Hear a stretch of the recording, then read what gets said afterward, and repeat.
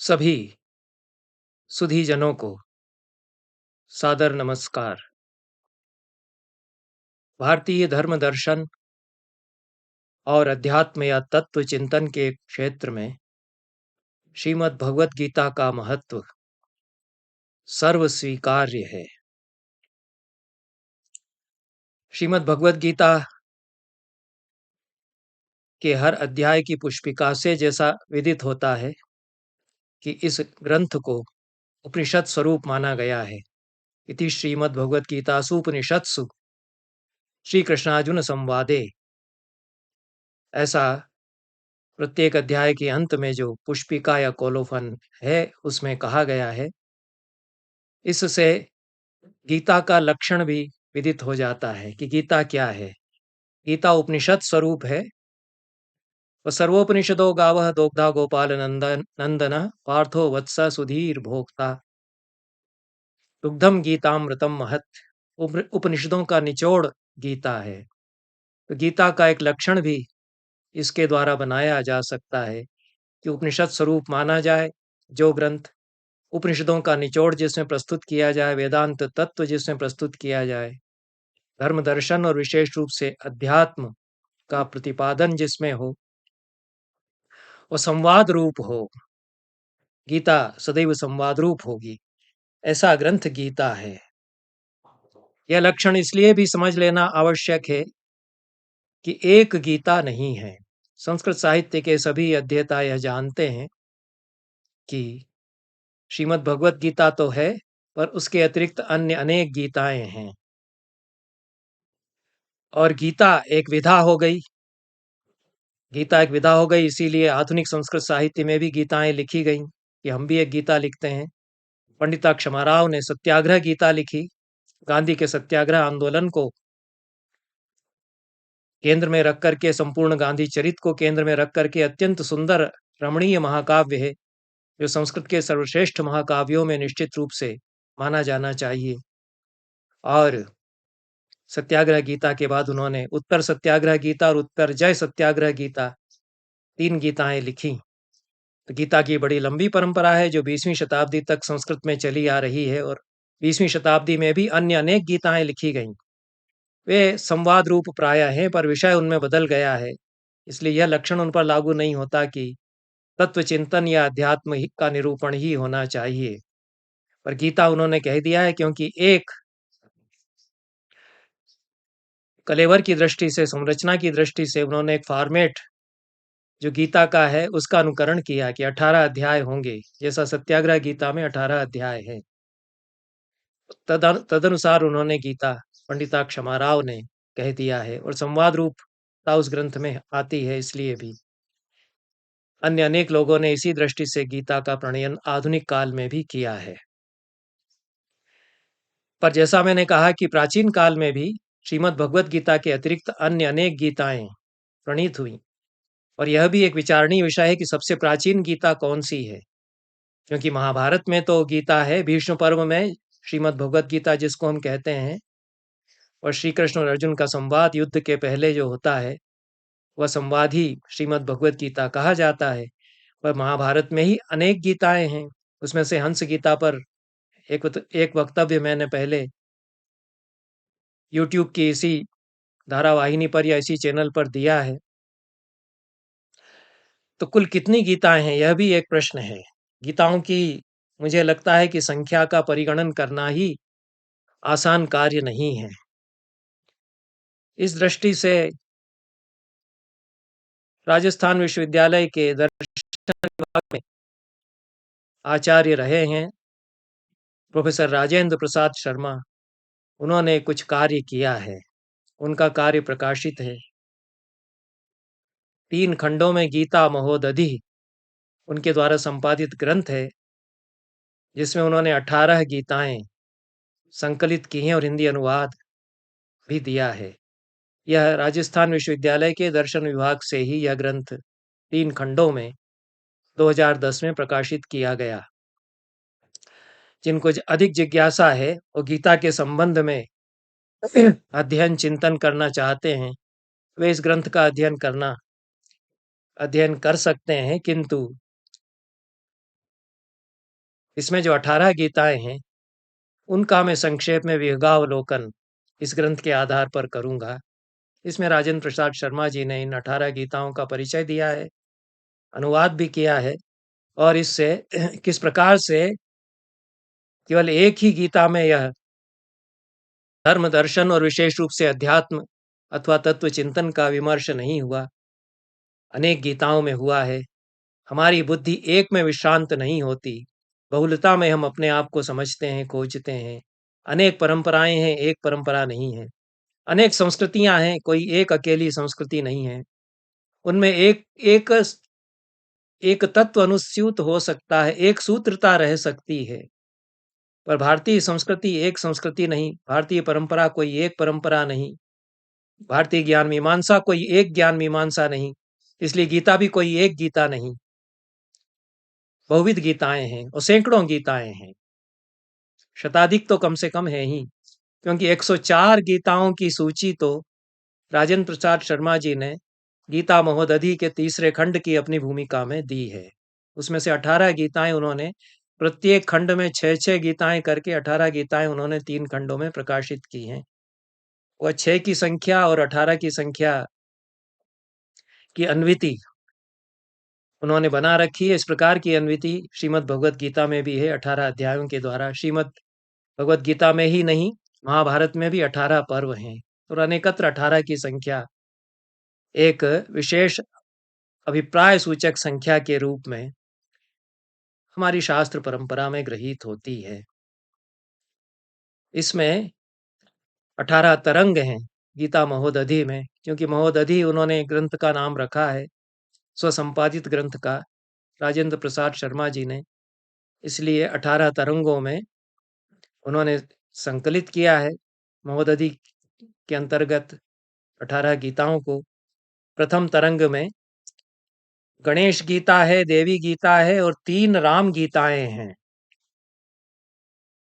ईश्वर गीता, गणेश गीता, देवी गीता के अतिरिक्त 3 राम गीताएं हैं, अलग अलग ग्रंथों से हैं।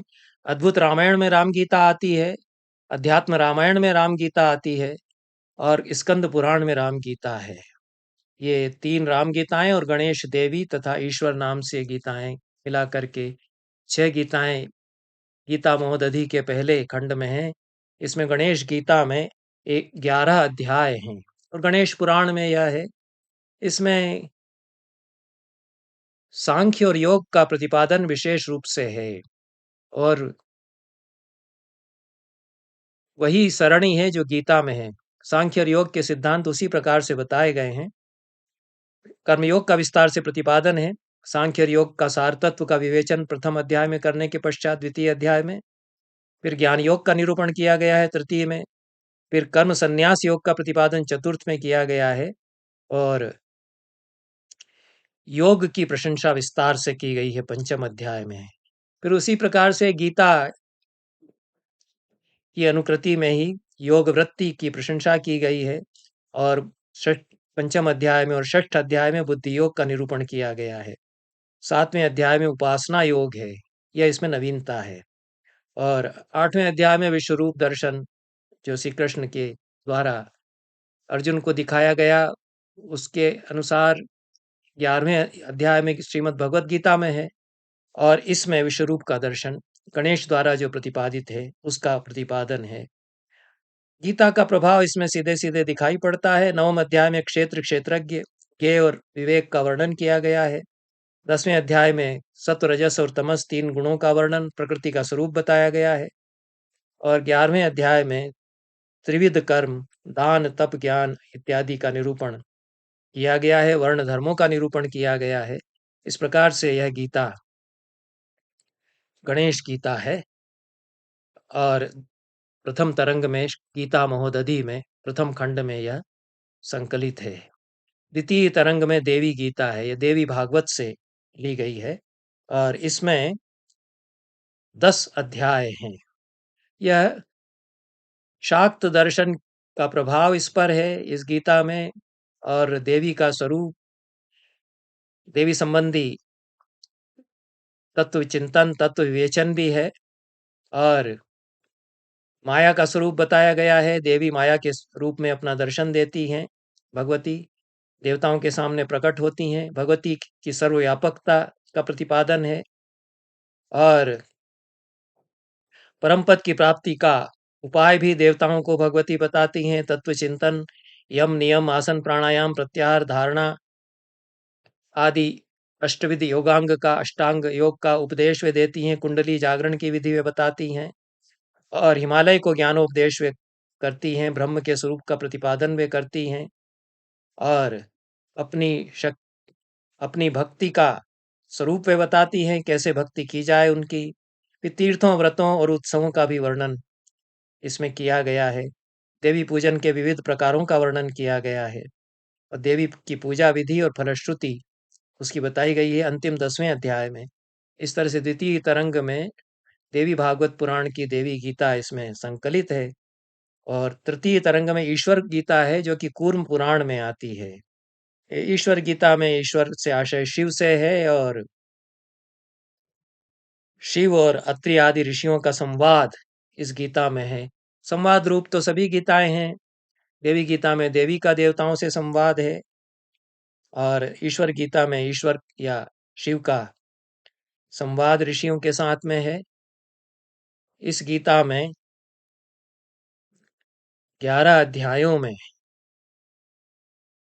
आत्म तत्व का स्वरूप, सांख्य और योग में अभेद, आत्म साक्षात्कार के साधन और शिव तत्व जो अव्यक्त रूप में है उससे सृष्टि की उत्पत्ति का वर्णन है, परमात्मा के स्वरूप का वर्णन है और प्रकृति या प्रधान तथा पुरुष इनका प्रकृतेर्महांस्ततो अहंकारः तस्माच्च गणः षोडशकः, ये जो सांख्य सिद्धांत है, प्रकृति से महत तत्व और उससे फिर अन्य सृष्टि के तत्व निकलते हैं, इसका सांख्यिक सम्मत प्रतिपादन किया गया है।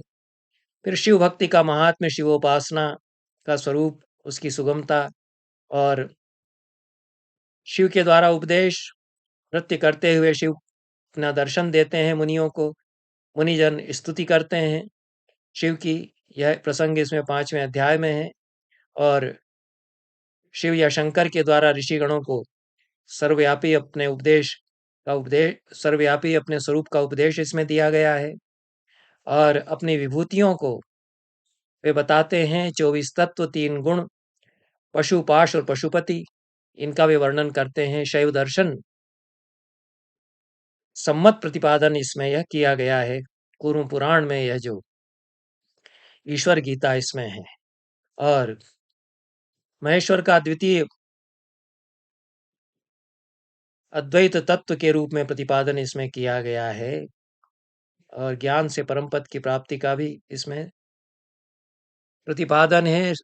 शिव के विश्व रूप का भी वर्णन करते हुए योग की महिमा, पाशुपति योग और वाराणसी में प्राण त्याग की महिमा इसमें बताई गई है। शिवाराधन की विधि बताई गई है। शिव और विष्णु में अभेद का भी प्रतिपादन इसमें किया गया है और ज्ञान योग की परंपरा का वर्णन करते हुए ईश्वर गीता की फलश्रुति भी बताते हुए उपसंहार इस ग्रंथ का किया गया है।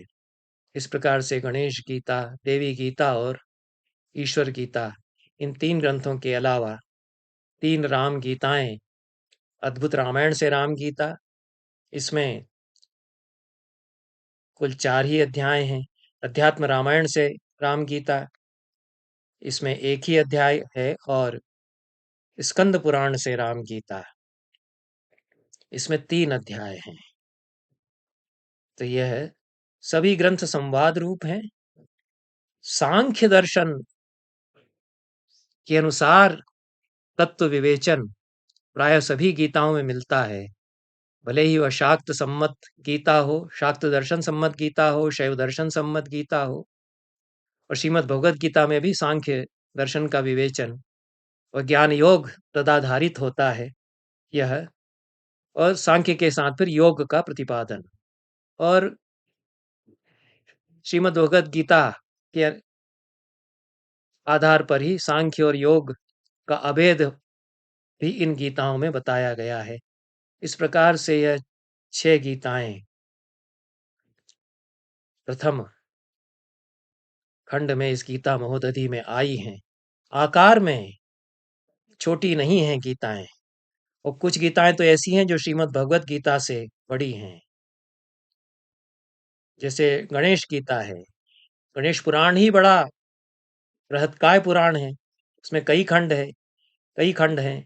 उसमें क्रीड़ा खंड के अध्याय 138 से 148 तक 11 अध्यायों में 414 श्लोकों में गणेश गीता विस्तारित है, और कथाएं भी कहीं कहीं गणेश संबंधी इन गीताओं में आ गई हैं।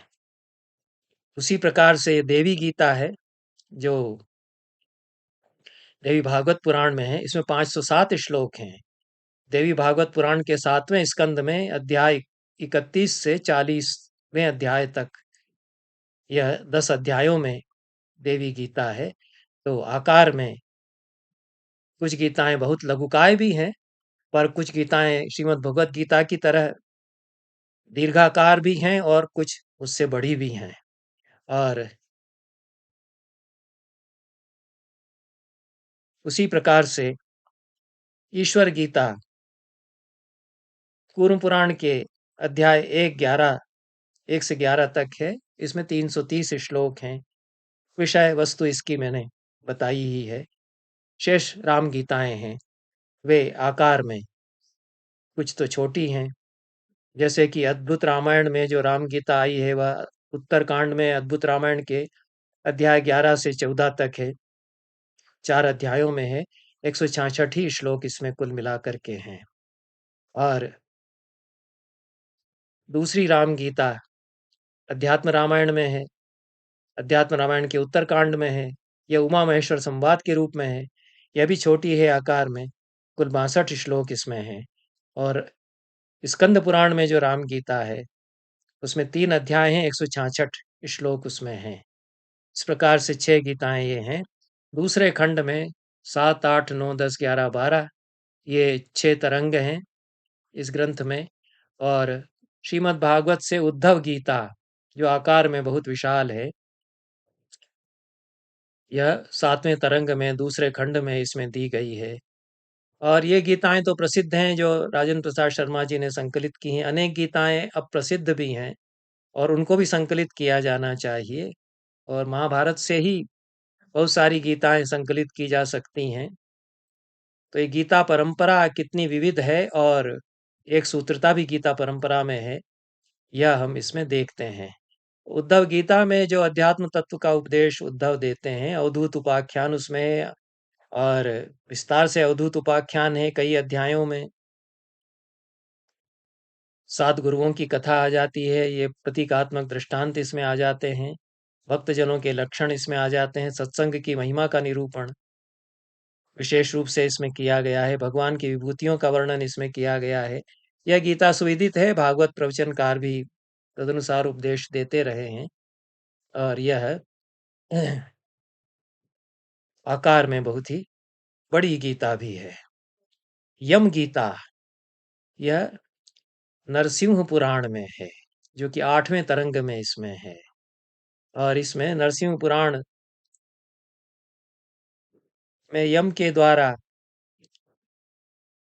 मृत्यु और यमदूतों के साथ, अपने दूतों के साथ संवाद है, और वैष्णवों के पास न जाएं, ऐसा उपदेश यम उनको देते हैं।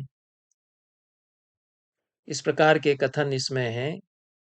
और नवम तरंग में काम गीता है, जो महाभारत से ली गई है। इसमें श्री कृष्ण के उपदेश हैं, और काम गीता नाम से उन्होंने उल्लेख किया है, इसलिए काम गीता इसको कहा गया है। यद्यपि काम का स्वरूप अन्यत्र महाभारत में प्रतिपादित है, और जहाँ वह प्रतिपादित है उसको भी काम गीता कहा गया है, उस पर मैं अलग से वक्तव्य दे चुका हूँ। पर यहाँ जो राजेंद्र प्रसाद शर्मा जी ने काम गीता संकलित की है, उसमें युधिष्ठिर के लिए श्री कृष्ण का उपदेश है, और यज्ञ के लिए वे प्रेरित इसमें करते हैं। दशम तरंग में वशिष्ठ गीता है, यह भी महाभारत से इन्होंने ली है। इसमें वशिष्ठ और कराल जनक का संवाद है। क्षर तत्व और अक्षर तत्व का निरूपण किया गया है। प्रकृति का स्वरूप, जीव का स्वरूप, और प्रकृति के संसर्ग से जीव का पतन, ये विषय विशेष रूप से बताए गए हैं। सांख्य और योग इन दोनों दर्शनों का भी विवेचन किया गया है। विद्या और अविद्या का विशेष रूप से वर्णन किया गया है। 11वें तरंग में नारद गीता है, यह भी महाभारत से ली गई है। इसमें नारद सुखदेव जी को उपदेश देते हैं, ज्ञान और वैराग्य का उपदेश वे देते हैं। 12वें तरंग में महाभारत से ही विदुर गीता ली गई है। तो इस दूसरे खंड में तो 5 गीताएं महाभारत से ही राजेंद्र प्रसाद शर्मा जी ने संकलित की हैं, और भी गीताएं महाभारत से मिलती ही हैं। यह जो विदुर गीता है, यह तो सुविदित है, और धृतराष्ट्र को विदुर के उपदेश इसमें हैं। विदुर नीति के नाम से भी यह प्रसिद्ध है। तो इसमें उद्धव गीता और यम गीता को छोड़ करके शेष 4 गीताएं महाभारत से दूसरे खंड में गीता महोदधि में इन्होंने संपादक वर ने संकलित कर ली हैं। तीसरा जो खंड है, इसमें